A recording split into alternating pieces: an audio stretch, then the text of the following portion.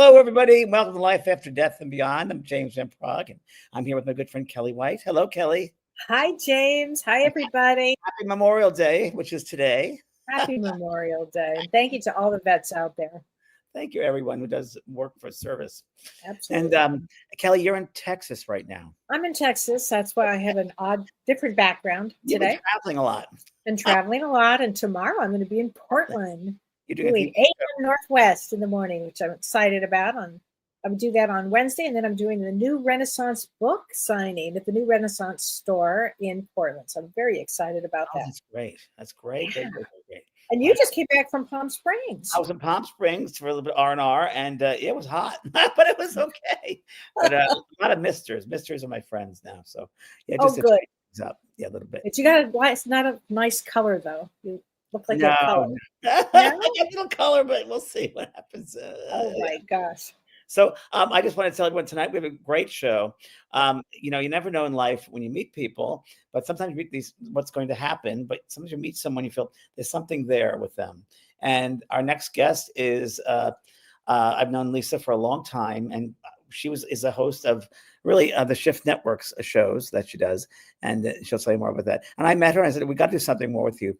So Kelly, would you like to read? Yes, let me tell you about Lisa. This is Lisa Bonnice. She's an award-winning writer. She's a program host with the Shift Network, and she's a former stand-up comedian. She received 2 excellent awards from MSNBC.com during her tenure there as a news writer and associate producer. She's also traveled the country as a stand-up comic, working with Jeff Foxworthy, Tim Allen, and Steve Harvey. She's hosted numerous summits for the Shift Network, including Ancestral Healing Summit, Beyond the Veil Summit, and Intuitive Medicine Summit. She now excerpts of these interviews you can find now because she does a podcast. But what's really fascinating to me is that she wrote a historical novel called Castlegate, and it's the true and tragic saga of a Scottish family whose dreams of finding their fortunes in the bountiful coal mines of Castlegate, Utah during Prohibition explode in one of the most devastating mine disasters in American history. Yeah. Wow. So we have so much to talk about with you. So please welcome Lisa Bonnice. Hi, Lisa. Hi, Lisa. Welcome. Hello. There's so much with you. It's like opening a treasure chest. It's like all these different things. Yes. So, yes. I knew you were a stand-up comic for a while, and you're very, very funny. And tell us about your path, how you got into writing, and how you're from stand-up comedy. Tell us a little bit more about your background. Oh, wow. Well, I've been writing for since the turn of the century. It's been a while. That's always been my path. But along the way, as we've talked about, I did stand up for a little while, and then I just sort of realized I don't really like showbiz. There's not a lot of nice people in show business, so I just decided it's not my personality. So I started looking in the other directions and found my way at the Shift Network eventually. It's funny how I came to the Shift Network. I was writing it's a metaphysical comedy, and the protagonist, her name is Lola, and she has this reluctant fairy sidekick who does not want to help this stupid human, but she has to. So Lola, in her journey, she takes a class in shamanic journeying, and I wanted to make sure that I had it right because I knew something about it, but not everything. So I started looking into Sandra Ingerman's work, and I discovered, oh, hey, she's got a class at the Shift Network. And so I was going to take the class, but then I saw, wait, they're hiring. So I ended up, getting hired by the Shift Network, and I've become friends with Sandra, and I've been able to talk to her about the research that I was doing. I've learned so much. And as a result of talking with Sandra, she led me down this path of discovery into this story that's in my family through genealogy research, etc. And then, of course, being part of the Shift Network, I heard people talking about ancestral healing, and the dominoes started falling. The breadcrumb trail was pretty thick, and I just found my way into this remarkable story in my family history that I didn't even know about. So, Lisa, tell everybody what the Shift Network actually is if they don't know it. Okay, well, the Shift Network it's basically a transformational learning platform where people like you, James, come. And we teach 7-week classes, and sometimes it turns into an advanced class. But we also offered summits where I was interviewing. Oh, I've done hundreds of summit interviews, interviewing some of the most amazing people on earth. The Shift Network is really just it's a wonderful place to be. There's you pay for some of it's free. It's a great place to be. And you were the host of my program, my advanced program I did with them, and your buoyancy, your energy was so great that it helped me, and everybody enjoyed that so much. I mean, you just such a wonderful energy. So were you always interested when you were younger in historical things? I was more interested in psychic development. As a child, I watched shows like The Sixth Sense and the Twilight Zone, but they always made psychic phenomenon scary. And so I was sort of afraid to really look into it, especially the fact that my family of origin were all like, so it wasn't until years later that I started allowing myself. I mean, I knew how it worked. I read plenty of books. I talked to plenty of people. I had plenty of readings, but I never realized that I could do it. Yeah. So, and then how long ago did you realize you can do it? You started doing it. Well, I guess it was probably in the 90s that I started realizing that I had empathic abilities, that I could feel into what people were, I had this sort of clairsentient thing, but I didn't realize that I had medium abilities. And they're nothing like yours, James. You get all the props, but it was enough to make me realize that, hey, they're really there. I'm not making this up. And that again came as a result of doing this genealogy research and discovering this this story. Because as tell us about that, Lisa, how did you get into doing that, and what did you discover? Tell us. Go back to that. Okay, well, that was where Sandra Ingerman comes in, because she was saying that for those who don't know who she is, she's a she's one of the most well-known shamanic practitioners, writers. She's a teacher. She's an expert in the field. Okay. And so she was telling me the symptoms of a curse, and I thought, wait a minute, I have every one of those. And I didn't believe in curses. I don't care for that word.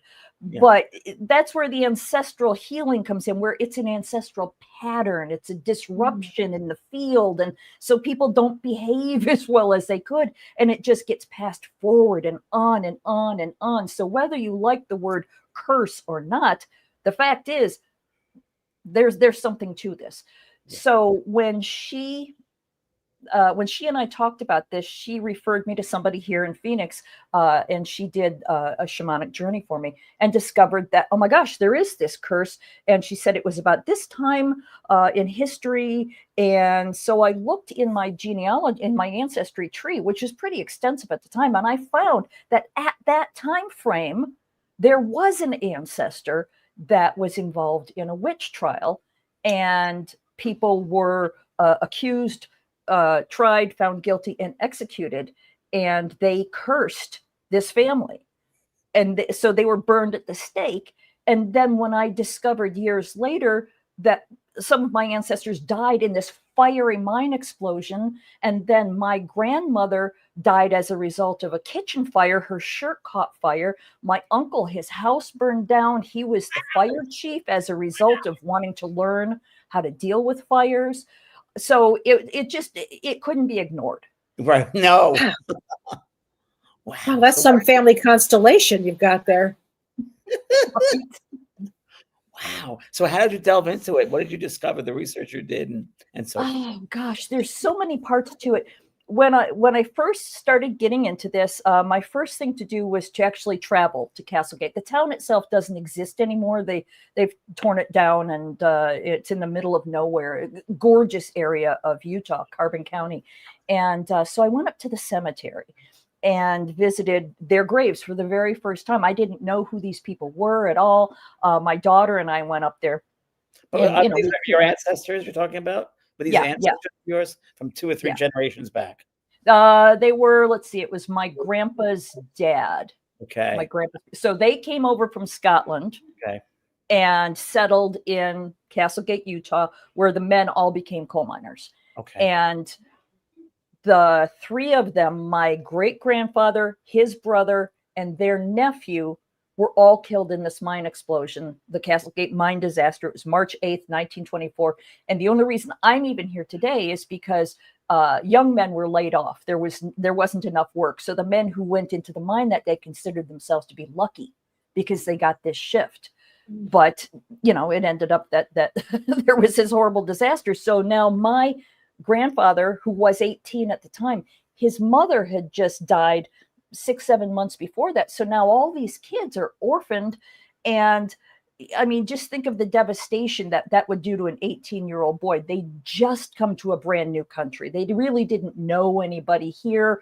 Their mother dies, their father dies, and then you know, the whole family ended up being scattered to the winds because their little sisters were taken away from them, not out of anything cruel, but because the uncles thought they aren't old enough to handle, you know, raising children. So he lost everything and ended up moving to Michigan and starting a life there. But he was so broken by this that he became a really, I don't want to say a bad father. He was detached. He was distant. And he and my mom ended up being estranged. And that's why I didn't know anything about this, because she never talked about him. She never talked about him. And, you know, it messed with her head. She could have been a much better parent. She could have, you know, accomplished more in her life. She had her own damage that, of course, rippled down to me and my kids, etc. So that's where I really started looking into this, is how can I heal this massive rift, if nothing else? Well, it's massive trauma. Yeah. On so many different levels. Out of curiosity, not to interrupt the story, but I'm just thinking of alcoholism with this. Was that a part of this as well? It was. It absolutely was. And I'm just starting to scratch the surface into how that affected the family. I mean, I know that the Scottish family, they were drinkers. I don't know about my grandfather because, again, I don't know much about him, but I do know that he certainly married some interesting women. Okay. And that got passed on to my parents' generation. And now I barely drink at all just because I want nothing to do with, you know, I'm not going there. Yeah. So, yeah. Wow. So the next step on your journey was? Wow. Okay. Okay. So my daughter and I went to Castlegate to visit this gravesite just to see what does it look like. And my daughter she's a really powerful prayer warrior. She's into it a lot more than I am because, as I said, I didn't really believe I could do any of this stuff. So when we arrived there and we laid flowers on the graves and all that, she started praying because we had realized psychically that many of the men, the cemetery, it's where most of the miners were buried, and the mine is directly underneath it. The cemetery is built on the land right over the mine. Wow. So we were standing on top of it. And so my daughter, you know, she started doing all of this praying. And again, this is where it kicked in that I have some kind of abilities, because I began to see this sort of fog rising up from the ground as she prayed and prayed and prayed and went on and on. It was just this, again, this fog of spirit, I guess, lifting and rising up. And we both felt, ooh, there's something amazing going on here. And then she told me later that what she saw was a young Greek man, because there were many Greek miners as well. And he was maybe in his early 20s, and he was dressed all in white, and he walked up to her and he handed her a yellow lily, just like the ones behind me here, and said, "Kind miss." And then he stepped away and disappeared. Wow. So again, you put this up. This is just the beginning of the story. It went on and on and on. In fact, if I can jump ahead, another time I went up there to visit, again, visited the graves, cleaned them up, brought some flowers, said hello, and I brought some whiskey with me.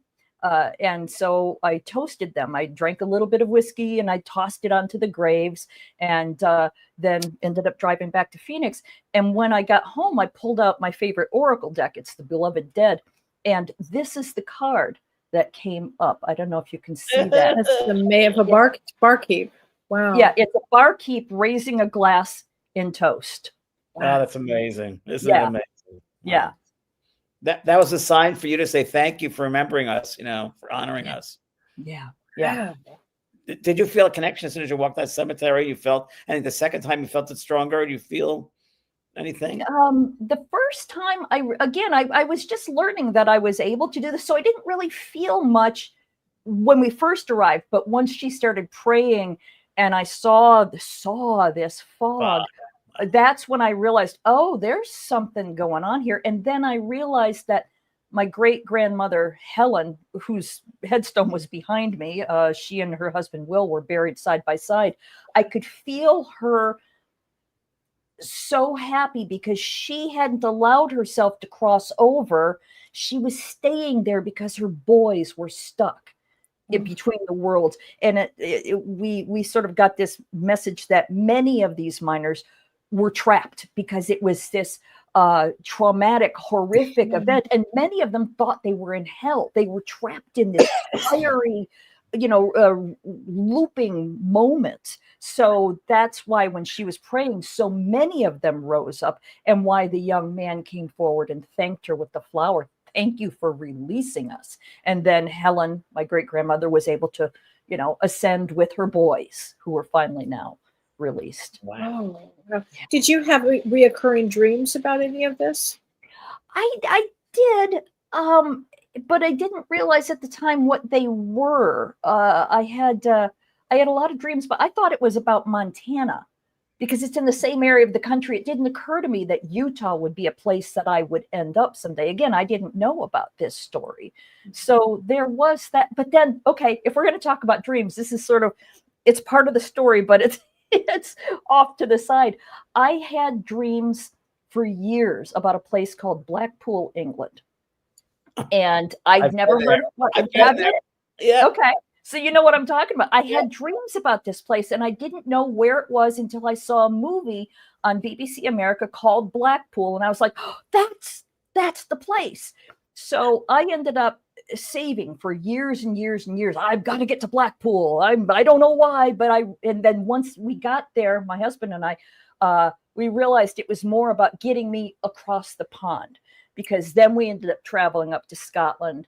And that's where I visited the site of, so many of my ancestors, where they were born, where they died, where they lived, that way I was able, when I was writing Castlegate, I was able to write genuinely and authentically about what Scotland looks like, what it felt like at the time. And while I was there, I had so much interaction with Helen. In fact, I got very sick while I was there.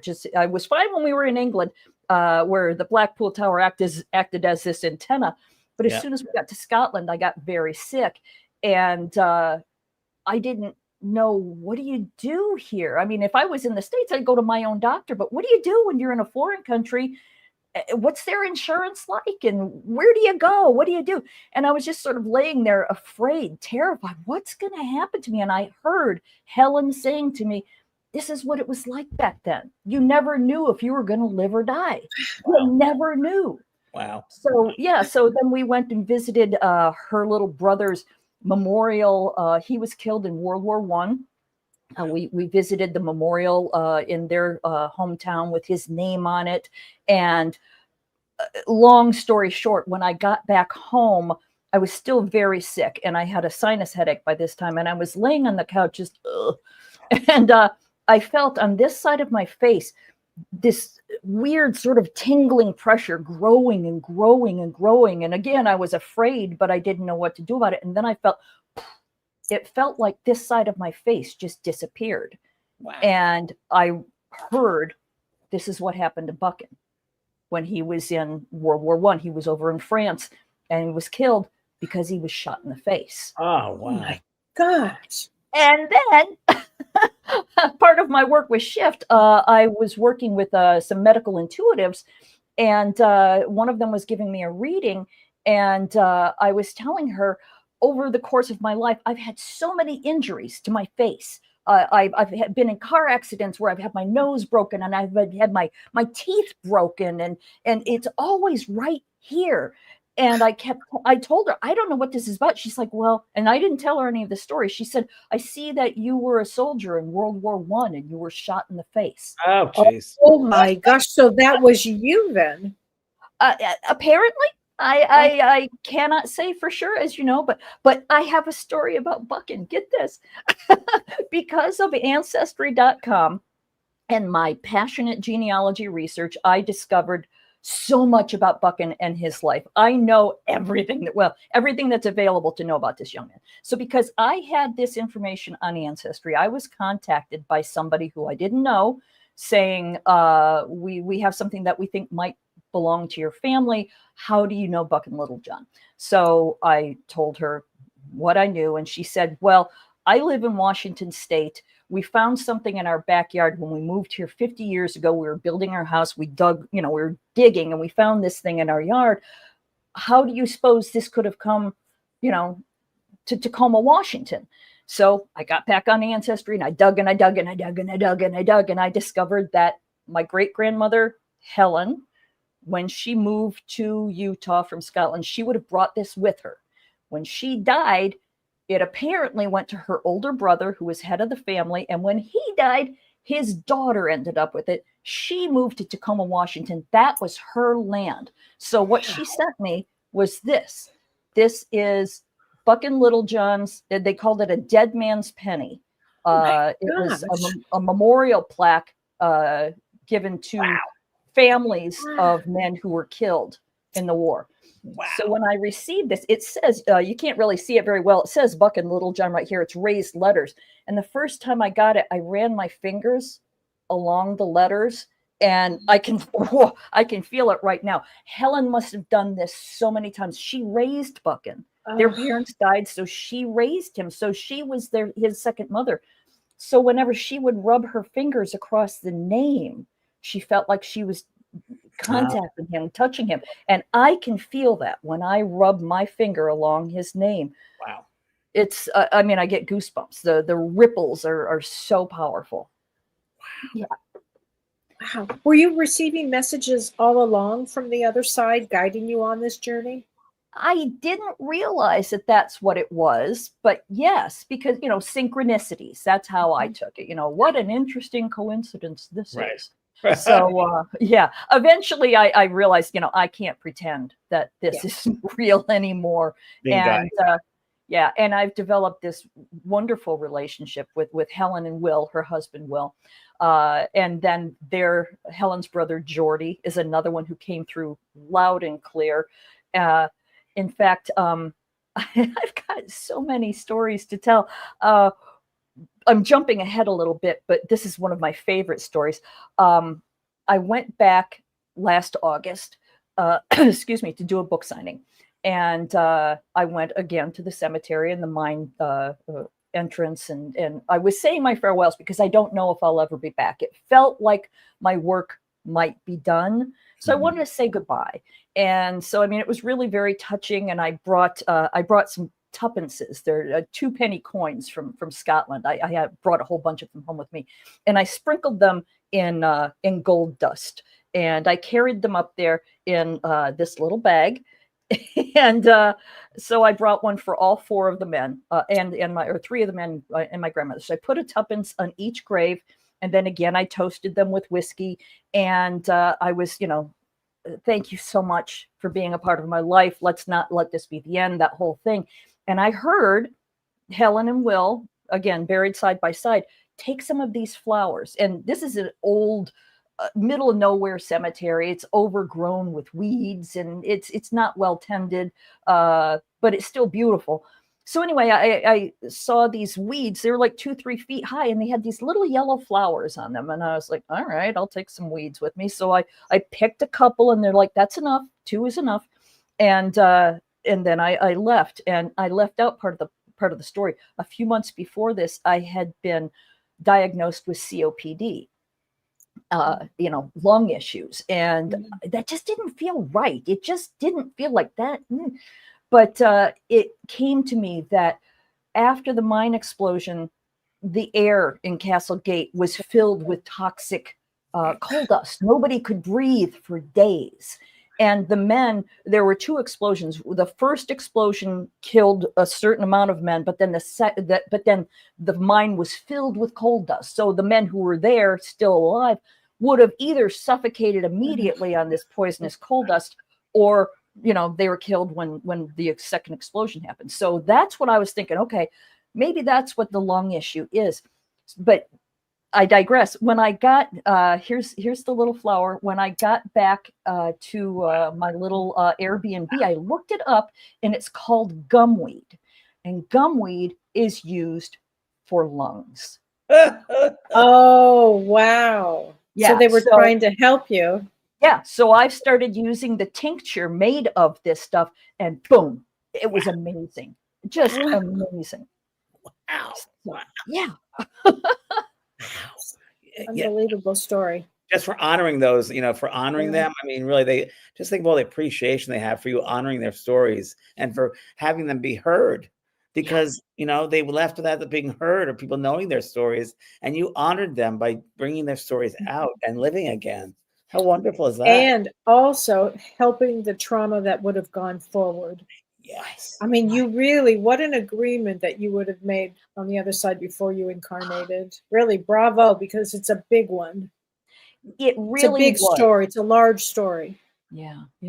And that's just my own personal sphere of influence. But when I went a year ago to the documentary premiere, again on March 8th, 2024, 100 years to the day, after the documentary, they asked me and the other people who were in the movie to come up on stage and to say a few words, etc.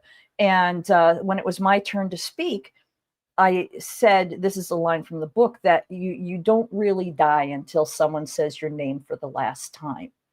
And wow, I can feel them. It's not just my ancestors, all of the miners that we were all there to honor. And this was a sold out crowd because everybody who lives there is related to somebody.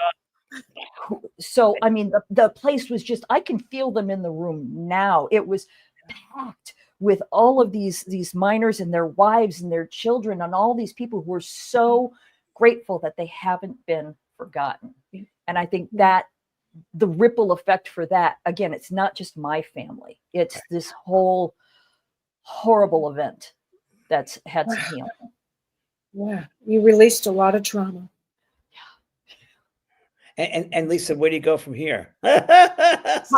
Well, from here, as far as Castle Gate goes, get you a sense of like, I got to do explore something else here, or yes, I am. Well, first we're making an audio book of Castle Gate, which I'm hoping will be out in the fall. But I'm also working on a book to follow up about the witch trial. Oh, great! So, tell us a little bit about that. Yeah, that was. It happened in the Glasgow area. And it was this nobleman who he fell ill, mysteriously ill. The doctors couldn't fix him, and he wasn't getting any better. And eventually, an itinerant servant girl came forward and said, "There are some people in town who, have cast a spell on him." So she brought some of his men to this house. And when they went inside, this little girl walked up to the fireplace, the hearth, reached between some stones and pulled out a wax doll with pins in it. Oh, gosh. Yeah. So then when they took the doll to his home where he was unconscious, when they took the pins out within a couple days, he was improving. So the woman whose house this was, she was arrested. And as he was on the mend, she was in custody awaiting trial, and then his health went right back down again. And this little girl came forward again and said, "There's another one of these dolls." And so they went to the house of the son of this woman and found another doll. And then her 14-year-old daughter, they were all arrested. The little girl, the daughter confessed.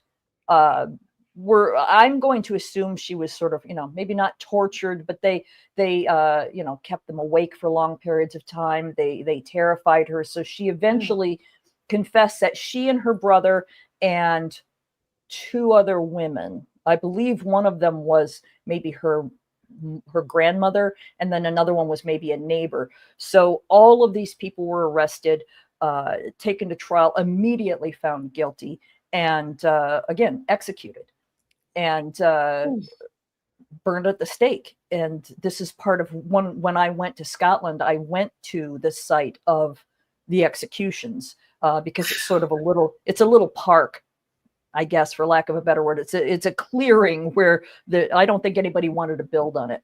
But I went there, and again, I did some prayers, and now I'd learned from my daughter how to do this. Exactly. And I used some holy water and did what I could to, make some apologies for, what my ancestors had done. And in the meantime, I'm writing that book. I'm writing that story. Again, not just because I'm a writer and I love to tell a story, but because I want people to see what ancestral trauma over the years is doing to all of us. Right. These are really dramatic, extreme stories, but we all have something. We all have some kind of horrible thing that happened to one of our ancestors. And I'm convinced that that's part of what's going on in the world right now. 100%. I mean, I work with generational trauma, and really what you're saying, you're giving an accurate story of what happens to, they consider it 13 generations behind and 13 going forward unless somebody steps in.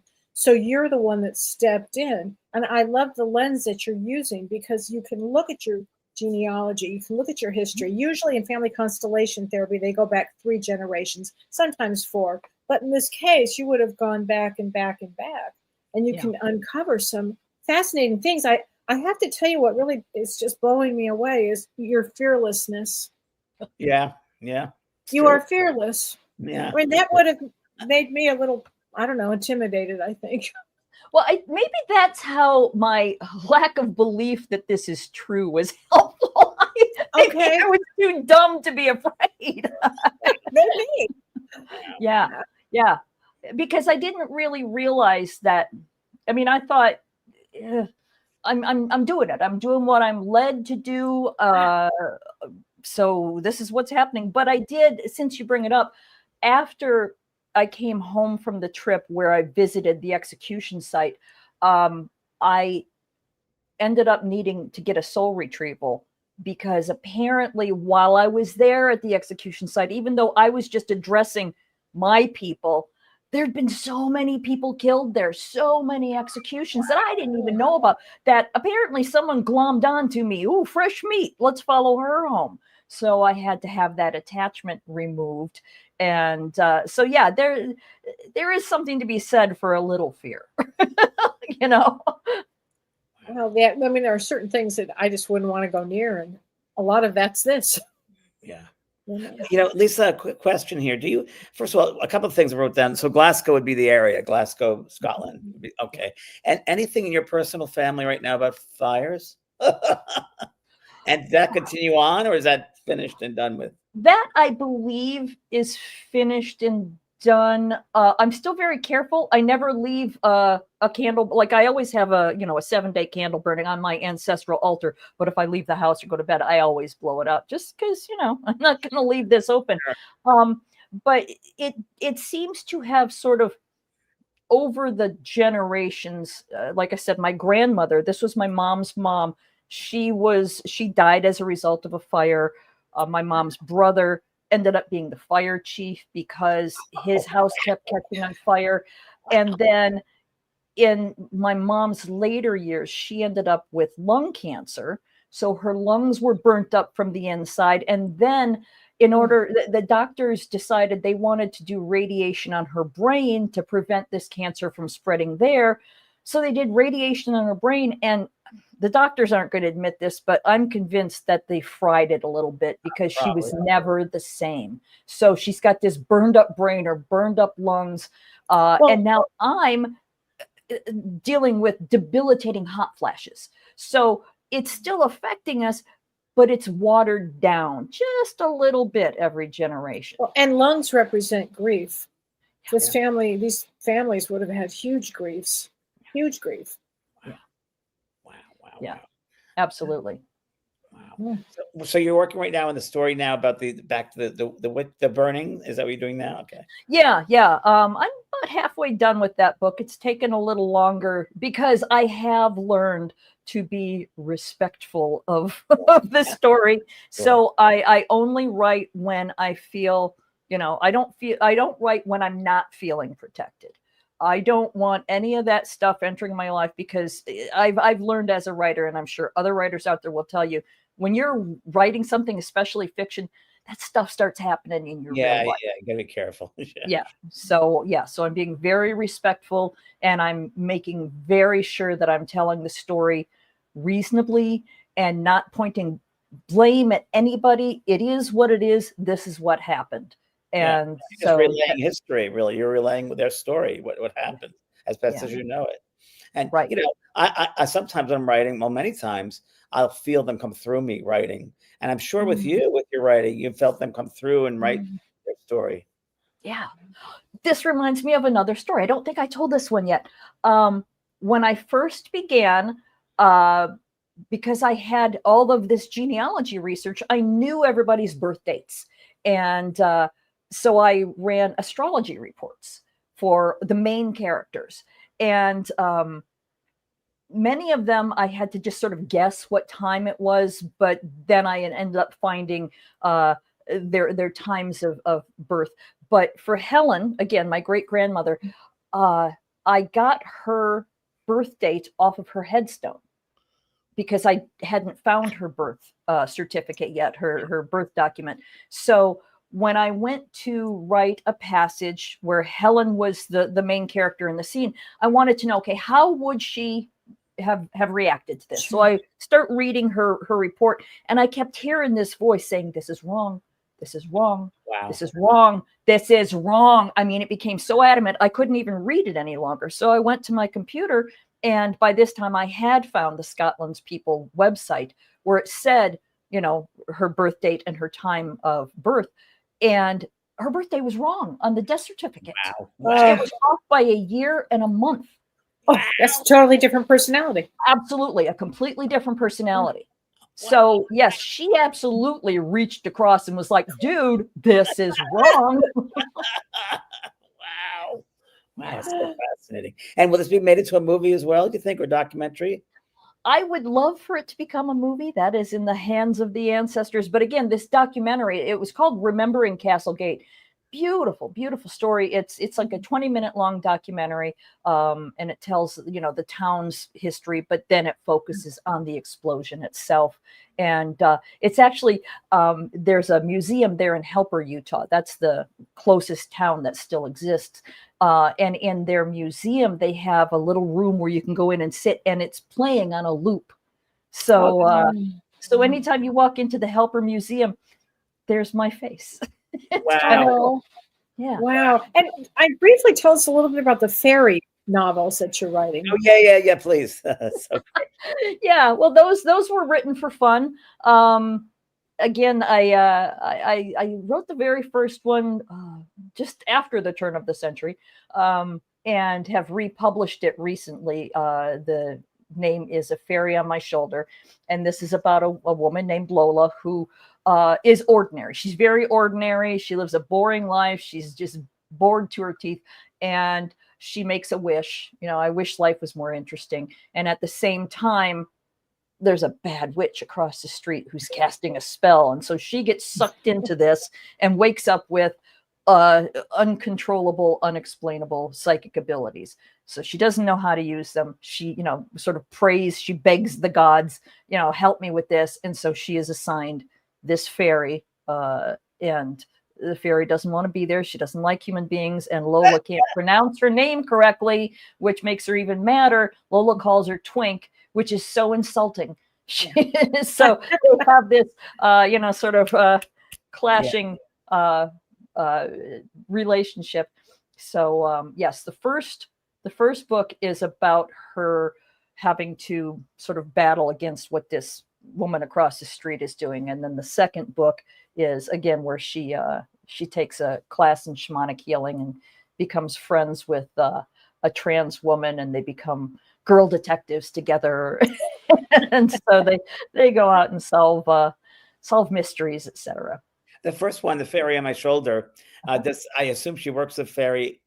The fairy helps her in the book to Yes. get insights and in psychic work. Yeah. Yes. And have that awareness. And the Yeah. second one, which is hysterical, the fairy Right. fell off my shoulder. Yeah. And is that character, the fairy, going to continue for the third book, maybe? Yes, absolutely. It will continue as long as ideas come pouring into my head. There's a third book. Something with animation, a cartoon about the fairy, and I think that'd be a great one to do an animation series, because that character is so great. Yeah. It's really good. Wow. So, your mouth to God's ears. No, we're just putting it out there to the universe. Wow. Wow. And any more new books coming your way, or anything you work on now?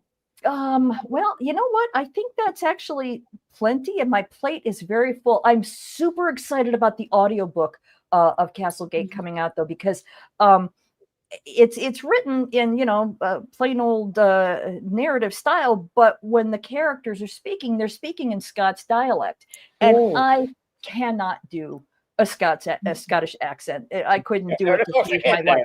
No, of course you can. Are you going to bring some people in, or to do that, or you could try to? Yeah. No, I found somebody who's perfect for it. There's this. She's a Scottish comedian named Eleanor Morton, and she's TikTok and YouTube viral for doing this character called Craig the Tour Guide, and she does amazing accents. And it just occurred to me a few weeks ago, you know what? Why don't you just hire Eleanor Morton? She's a comedian. I used to be a comedian. We've got all these things in common. So I just tracked down her contact information, and we've worked it out. And she's going to be working on it this summer, and I'm hoping to have it out by fall. Oh, that's great, Lisa. Yeah. Really, really great. Wow. You keep them very, very busy. Wow. Wow. And I'm going to go look up the Castle Rock, Utah, and the whole mining. Right, James? It's fascinating. Fascinating. I wouldn't be surprised if you continue doing something historically with your family, or other parts of the family, if things happen, because it's such great work, and it's such great healing as well for those generations and traumas. Wow. Yeah. Well, there's another story in a different branch of my family. This is my dad's side of the family. His mother's brother was a famous hangman. In fact, he was mentioned in the book True Grit. He was the hangman in the town where all of this happened, and he was known as I don't remember exactly what they called him, but he was an expert at putting the noose where it killed them immediately. There was no suffering. He was a compassionate executioner. So great title. Great title. Yeah. So who knows what kind of stuff is passed down through the generations for that, and things again that I don't even know about. There are so many stories out there, people whose names I don't even know. Wow. That's incredible. Really, really incredible. Wow. Yeah. And you have one daughter? Is that all your children you have? I have two daughters. Yeah. And are they both interested in psychic phenomena, or no? Actually, yes. One of them, the one that went to Castlegate with me for the first time, she's again, she's more of a prayer warrior. She's more Jesus centric. So she's very, very centered in that. My other daughter is a psychic medium, where she actually worked in a metaphysical bookstore doing readings. So yeah, apparently this runs in the family. Yeah, I would say so. I would think so. Wow. Yeah. Would you ever think about doing rescues at people's houses, or they invite you to certain places they feel are haunted, or the energy's off, and they go in there and do some rescue work? Have you thought about that? I don't know if I would want to do that professionally. I mean, I can do it. I've done it in my own homes.